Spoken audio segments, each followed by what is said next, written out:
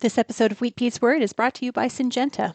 Did you notice greener, healthier plants after using a Miravis fungicide? That's because with Miravis fungicides, you're getting more than effective, long-lasting protection against key diseases. You're also improving plant health through a greener canopy and increased light or energy capture. Visit syngenta.ca for more information.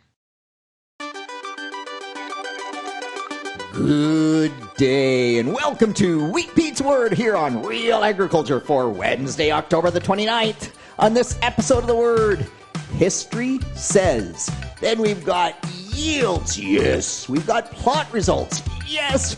We've got tons of questions. And before I finish, I promise we have to talk about the moisture in the corn crop and what the heck is going on there, because, man, it is a true conundrum. Let's go!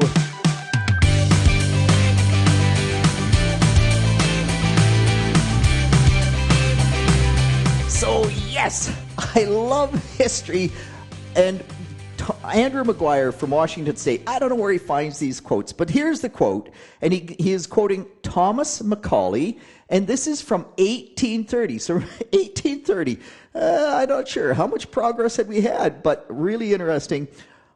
On what principle is it that when we see nothing but improvement behind us, we are to expect nothing but deterioration before us? And you just stop and think, man, in 1830, they were expecting nothing but deterioration in front of them. And we think about today in 2025, almost 2026, we're at the end of October, and there is so much negativity about the future. And yet when we turn around and look behind us, man, we are living better today than any other time in mankind's history. That's not to say we don't have problems. I get that. But man, you look ahead, you just have to think we're going to solve those problems. We're going to continue to improve because historically, that's what has happened all the way through our evolution. So, yes, I love that thought process. And it's kind of like when you get up in the morning. Remember, when you get up in the morning, just to make sure you've got that positive mindset, you just say, "Good morning, sun." And it sets your day up much better than if you get up and you go, "Oh, man, I got to go to work today again." I love it. All right, let's move on. Hey, Dawn from between Clinton and Goderich, 6 inches of rainfall in the last week. Meanwhile, Mark out at Napanee, they've had some rain, but they're still incredibly dry. This rain story in Ontario this year, I mean, we always have differences. It's never equal. But this year, it is anything but. There's that real strip, kind of Goderich through Mitchell and down on that angle, almost follows Highway 8, if you will. Yeah, they have had rain all season. It's not necessarily all good, but certainly they have been getting those rains and now are getting just way too much rain. For a lot of us, we've had just enough moisture to get things germinated again. We're still able to do tillage. We're not making a mess in the fields with corn harvest. So far, for many growers in Ontario, touch wood quickly, it has been a pretty nice harvest. Meanwhile, on the yield front, some unbelievable things out there, but I'm going to start with this. Talking with a good friend, and their yield was 236 bushels per acre. I don't know if they've ever had 236 bushels per acre before. And the comment was, "I'm happy with it." It's like, what? Come on. Oh, gosh. And by the way, not everyone has yields like that. One interesting case on a gravel farm, corn on corn. You know I hate corn on corn. And not RNAi technology in the hybrid. It had all the other traded things for rootworm. Resistant rootworm hit. And on the gravelly knolls, less than 30 bushels per acre. And I'm pretty sure if you talk to Mark that I've already mentioned out in Napanee, he'll tell you he's got areas there at under 30 bushels per acre. So man, if you have 236, you should be awesome, baby, awesome. George from Kerwood making sure that I got a look at one of his corn hybrid plots, a corn test plot, one of his hybrids at 303 bushels per acre. And you just go, yowzers. Clearly, good moisture there and good soil, lots of good things happening there, but quite incredible. While I'm on that note, check your yield monitors. Don't believe yield monitors, because just had recently a situation where the grower thought they had 300 bushel or more. When they actually did the weights, it was 250-ish, which is still really good corn, but it's not over 300. And yield monitors are great, but you got to calibrate them. And by the way, this year, with the incredibly high moistures and lower test weights, man, that is going to probably mean that the yield monitor is out more than normal. As the corn dries down and gets firmer, it hits that impact plate a little bit more consistently. When it's wet and spongy, man, you really got to do a good job of calibrating that yield monitor. Hey, another note on corn, the field crop, the OMAFA field crop dawn survey just got released. It's on fieldcropnews.com.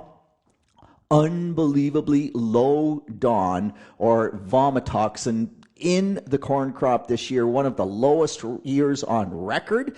Now, be careful, because that doesn't mean you might not have an issue. And actually, a bunch of us are surprised it's that low, because as we walk through cornfields, we can find cobs with fusarium or with gibberella on them, and they're the same fungus, basically. They both make dawn, and yet the dawn levels are super low. So whatever happened, maybe it was a super low humidity and dry weather that we had through the year, but we seem to have really low dawn.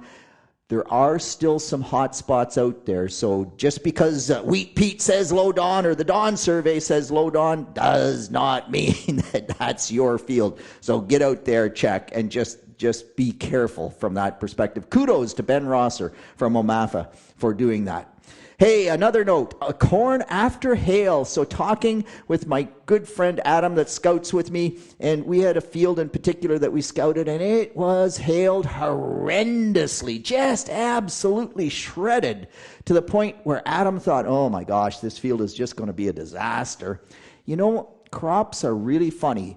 You can shred the leaves like crazy, but if you don't hurt the growing point, if you don't beat up the stem, they will still bounce back. They just have such a capability to compensate. And even with totally shredded leaves and almost gone, that cornfield is still doing much better than expected. On the trial front, and so first off on the trial front, come on, people. Where are all your trial results? Man, getting trial results is like pulling hen's teeth. But some people still do send me trial results, and I want more, so send them to me. You can text them, by the way. You can tweet them. You can email them. You can leave them on the voicemail system to this podcast. Like, whatever works. Just get it done. Send me those trial results. But some really interesting results. So Brett just sending me some results, and on a dry year, we expect that good crop rotation will have a much bigger impact than on a perfect year. And did Brett ever find that where he had corn after alfalfa, it's a 40 bushel yield gain to corn following wheat with double crop soybeans, which is sort of like corn following soybeans, but not quite. But still, 40 bushels more to the alfalfa. This is why when it comes to yield competitions, it is almost impossible to beat the dairy farmers, because that alfalfa in the rotation is such a benefit to the soil. And in that same situation where Brett had manure on top of the alfalfa, that was another 30 bushels per acre. And we are seeing, and it's not a surprise, but we are definitely seeing this year the benefit to manure that is properly applied. If you compact the soil when you apply manure, those benefits disappear. But this year, the benefits to manure, the benefits to good crop rotation, the benefits to trying to build that soil structure and keeping access to moisture much greater than normal. Ben sending me a great trial starter on corn, just liquid starter. And so very low application rates in terms of actual nutrients, but on a sand soil, 20 bushel per acre yield increase. And my immediate question, because there was a little bit of potash in that starter fertilizer, and Greg Stewart found the same thing when he did the trials at Elora on super, and by the way, Elora is not a sand soil, beautiful silt loam soil. If you don't know that location, it is just, you can spring plow it and it doesn't reduce the yield. You just still get big yields. It's such a nice soil to work with. But when his potash levels got down around 50, and I mean the critical level is 120, when he had super low potash numbers and he put just a little bit of potash on either as a liquid with the seed or better yet in a 2x2 band where he put more potash on, but he could get up to a 30 bushel per acre yield increase. This is why Wheat Pete talks so much about the importance of potash in your starter fertilizer on corn. Doesn't matter a doggone to wheat, but sure matters to corn. So I asked Ben, what's your potash number? He hasn't gotten back to me yet, but I just have a sense to get 20 bushels, he probably has a fairly low potash level. And while I'm mentioning my good friend Greg Stewart, he's now with Syngenta. We've been looking at lots of biological products, trying to find what the fit is. This year on Wheat Pete's farm, adding the product Amatis in the furrow with some liquid starter fertilizer or even with water, just getting it in the furrow with the seed, it's about an 8 bushel per acre yield increase. That's 3 replicates. I mean, we are doing our best to do good science. That's one trial, 1 year. It does not mean that this thing is going to work all the time, but this is, I mean, at least there's a glimmer of hope there. And we've been looking for the silver bullet. We're going to keep looking, but that is at least a very positive result. I'm going to move on. Joanna sending a question saying, Peter, could we be seeing barley yellow dwarf at this point in our winter wheat or winter triticale, winter cereal rye fields? Because I am seeing patches in the field with bright yellow leaves. So certainly it is possible, and by gosh, Joanna, we need to get samples sent away to the pest diagnostic lab to verify this, because that would be super unusual. It's not impossible, but super unusual to see it that significant in the fall. Now, it was early planted winter wheat. It had no seed insecticide applied, so it's absolutely possible. But there was quite a bit of early planted winter wheat, and there was some really early planted triticale. If it was BYDV, you would expect to see it in more fields. Plus, it's rare we'd see that really bright yellow in the fall. It's not impossible, and we need to check, but I'm going to hope that it's not, because, man, last year, barley yellow dwarf really did beat us up. And remember, it's spread by aphids. And up until now, we've really, in much of Ontario, not had cold enough temperatures to kill the aphids. So certainly a chance that they could have moved out of a volunteer wheat field or an oat cover crop field that got burned off. If that happened, yeah, the aphids can move. We certainly could have that. Edgar saying, Peter, I underseed my hay in spring wheat. So it's a high grass mix. There's some alfalfa. The volunteer spring wheat is now out in the flag leaf stage. Is it best if I cut that and take it as a hay crop? And it's like, oh gosh, this is why I hate underseeding, because we get into these situations. The best for the alfalfa and the grass is not to cut it. The problem is, with that spring wheat at flag leaf stage, if it's really thick and you baled the straw and it's in the windrows, when that lays down over winter, it can actually sometimes smother the hay crop underneath it, and it will be competing like crazy all the way through. So likely, and I'm not looking at the field, but likely in the windrow strips, if there are windrow strips, we already have a poorer stand.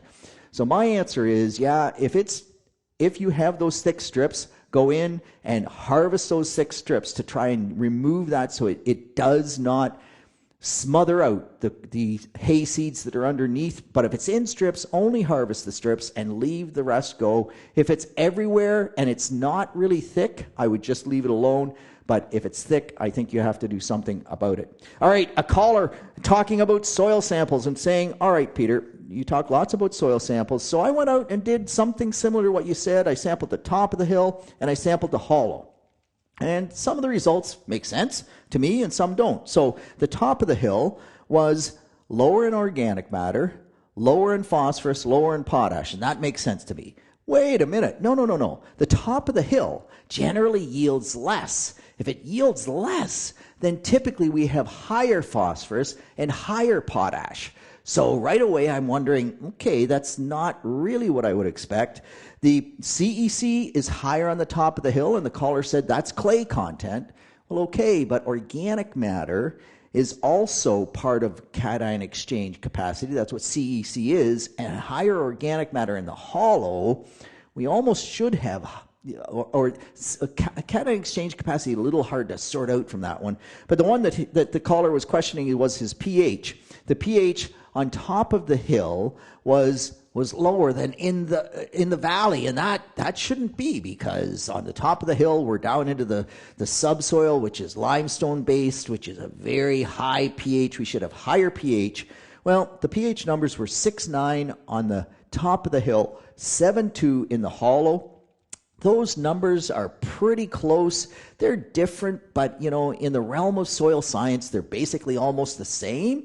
And it maybe you don't have as much tillage erosion as you think, or conversely, maybe you've been hauling a bunch of that hill down into the hollow, and so now we've got high pH down in the hollow as well, because we dragged a whole lot of that B and C horizon, that limestone-based subsoil, down into the hollow. I hope that's not what's going on, but anyway, great that you're going through this thought process. I definitely like that. Bobby saying, Peter, is hard red wheat slower to emerge, and what's its durability like compared to soft red wheat? Because I've got a field that I planted of hard red winter wheat, and it is not looking as good as the soft red winter wheat that I planted. So first off, Bobby, there are huge differences in just varieties within soft red. I had Jim sent me some pictures where one variety of soft red winter wheat was up much faster than another variety. I see it in my own test plots. There are definitely varietal differences.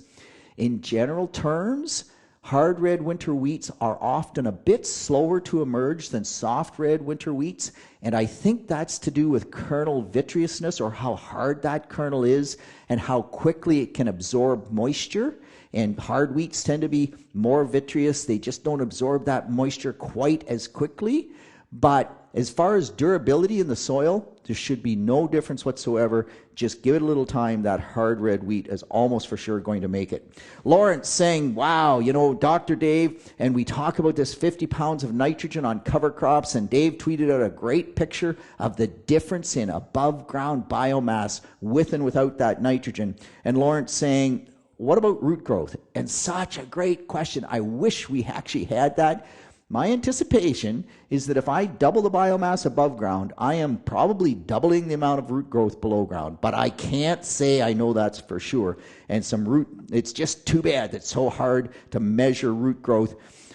Dave also tweeted out a picture of poor combine residue spread of soybean stubble with winter wheat planted into it. And man, I'll get back on my soapbox for just 1 minute, where he had poor residue spread. So where the residue was thick, it looked to me from the picture that he was about 1 full tiller behind in winter wheat crop development. Man, talk about a way to sabotage your wheat yields right out the gate. There just should be a law that the combine header cannot be wider than what the combine can actually spread the residue. And then I look at my John Deere 9500 from 1995. Yeah, I should follow my own advice, but I just can't get better residue spread with it. I've tried. Hey, a couple more quick notes. Blister beetles. I didn't know this, but the agronomists Monday nights just had some great discussion about insects and entomology. Blister beetles. If you squish them, you will actually get a blister because there's a compound inside them that gives you that blister. And if they are in hay and livestock eats the hay, they actually get blisters inside their mouths, and that's why they're called blister beetles. I did not know that. All right, I'm going to finish up here on corn moistures because, man, there's just some phenomenally weird things happening out there in terms of black layer and in terms of corn moistures, and we do have a great corn school. Bern Tobin did with Ken Cura. We'll link it here. You can watch it. But But Ken covers the drought aspect. He doesn't cover the situation. So when I go into that rain zone that I talked about, from Goddard through Mitchell, like that area, and even further north where they did have some drier conditions, corn moistures just aren't dropping. And you just go, what is going on? We also have corn in the field that has yet to black layer, and it sat there for 3 weeks. And you just go, wow. So what is the answer? So first off, Jim asked me, is it the smoke that we had this summer? And the answer is absolutely not. I mean, it could be a contributor, and I'll explain that, but the smoke itself, all it does is tend to reduce the sunlight because it blocks some of the sun, right? When it blocks that sun, it lowers the temperature. When it lowers the temperature, we get less heat units, and so therefore does it have an impact? Yes, in terms of slowing down maturity, but there's no other impact that it has. So smoke, if it is part of the problem, it's pretty minor, because if you think about it, we were cool right up until June 19th, and we basically went from early spring right into full-blown heat of summer on June 20th. And it was like a switch that flipped, and most of us thought that there was enough heat through that last 10 days of June, July, August, and even into October. Like, it was just warm. But when you do the actual calculation, we are well behind in crop heat units. We're getting there now. But talking with Greg Stopps from Pioneer, he says that he doesn't look so much at crop heat unit accumulations. He looks at growing degree unit accumulations, and that from the growing degree unit accumulations, the corn is black layering right about on schedule, and a lot of that black layer didn't happen until well into October on full season hybrids, particularly through the area that got rainfall, because they tended to be a little bit cooler. They just, wet soils keep things cool. Water has a moderating effect. So part of the reason moistures are high is because we didn't hit black layer as quickly as we thought. For the droughted area, and Ken Curra does an excellent job of explaining this, we just got so dry that the corn crop went dormant. And he describes it as your grass, your lawn in the summertime. What does it do? It just goes brown, it goes dormant.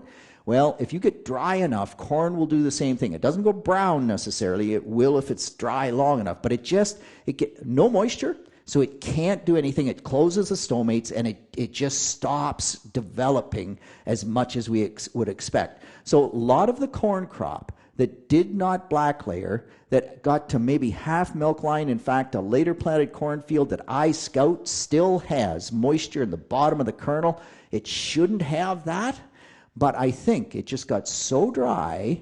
And the corn crop, before it got that dry, or as soon as the rains came back, it had lost some photosynthetic leaf tissue, and we just robbed everything we could out of the stalk. We cannibalized the stalk early, and normally we don't cannibalize the stalk till, it freezes in September, or we get short days and we're not getting enough photosynthate. It was just so dry, and the crop was trying to mature that corn kernel. It robbed the stalk early, and then it ran out of moisture. And if there was anything left in the stalk, there's no moisture to push it to the kernel. And we get these crops that are almost in stasis and are taking forever to get to black layer. What's interesting is that in those fields, some of those corn crops are at 26% moisture, 28% moisture, and they still haven't black layered. It's just, that is a really odd thing. For the area where we had good moisture and still it's not drying down, I think it's just late maturity. It didn't black layer as early as we thought, and part of that is due to the cold nights. Once we had some cold nights, and our calculation of crop heat units, we don't factor that in. My good friend Nature Nut Nick does. When you start backing out those cold night implications, if it goes below 9, we lose the next day. It goes below 4, we lose 3 days. And sometimes if it goes below 4 enough, we can actually stop the crop. We didn't stop the crop this year, but it just pushed maturity that much later that, it's just high moisture. And now We're in the part of the year where we get less drying, and that's all about equilibrium moisture contents. I'll talk about that maybe another time, but it's that differential between what's the equilibrium moisture content that the corn would get to under those conditions. In September, it's probably 10%. In October, maybe it's 15%. In November, it's 20%. If corn's at 30, there's a huge difference between 30 and 10, so it dries super fast, plus days are longer. You get 30% corn in November and that 20 equilibrium moisture content and inside the husk, and it just isn't enough differential. So lots of questions about, how fast will it dry this time of year? You can only expect about 2% per week. If you're at 30, above 30, it's still going to dry. Some people will say it doesn't dry at all in November. Most of the time, even in November, if you're over 30% moisture, you'll get at least 1, if not 2% in moisture per week that you're going to lose. All right, and with that, I hope that's enough of an explanation. That's it, that's all on behalf of the team here at Real Agriculture. This is Wheat Pete with the word for Wednesday, the 29th of October. Hey, keep the plot results and the questions coming. It drives me nuts I don't get more plot results. Anyway, you send the plot results. I will talk about them next week. See you then. Thank you for downloading this episode of Wheat Pete's Word, brought to you by Syngenta. Did you know that crops treated with Miravis fungicides stay greener longer with plant canopies that are clear of disease? Ask your rep about elevating your cereal disease protection with Miravis Era, Miravis Ace, and Miravis Neo.